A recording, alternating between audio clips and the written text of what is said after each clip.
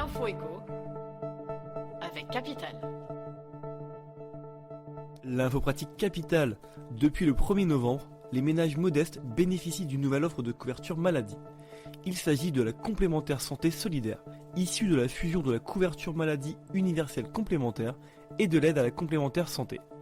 Elle concerne tous les assurés dont les revenus n'excèdent pas le plafond de ressources. Celui-ci est fixé à 1 007 € par mois pour un célibataire ou 1 510 € pour un couple. Ils auront notamment droit aux tiers payants sur les soins dentaires, optiques et auditifs, mais aussi sur les pansements, cannes ou fauteuils roulants. Tous les détails de cette nouveauté sont à retrouver sur notre site. Le chiffre du jour, 1,5%. Mauvaise nouvelle pour les automobilistes. Dimanche 3 novembre, le secrétaire d'État en charge des transports, Jean-Baptiste Djebari, a confirmé sur RTL une augmentation du prix des péages pour 2020.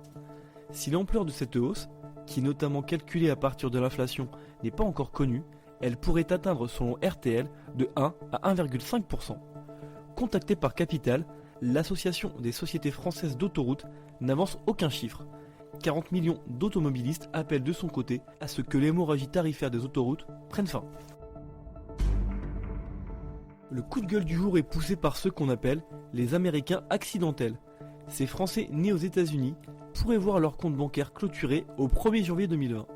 La législation américaine contraint les banques à transmettre des données fiscales sur ses clients sous peine de pénalité. Pour échapper à ces sanctions, de nombreux établissements pourraient tout bonnement clôturer les comptes concernés.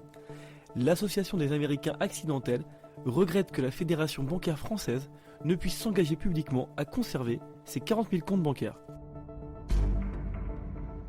Et on termine avec cette possible bonne nouvelle à venir pour Cyril Hanouna et C8.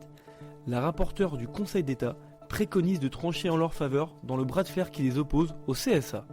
Elle a préconisé un remboursement de l'ordre d'1,1 million d'euros de la part de l'administration à la chaîne. Cela équivaut, selon elle, au manque à gagner dû à une semaine sans publicité sur C8 en juin 2017.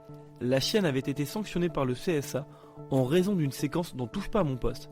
Le Conseil d'État a ensuite annulé cette sanction en juin 2018.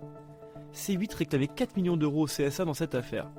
La balle est désormais dans le camp des juges du Conseil d'État. C'était l'info éco avec Capital.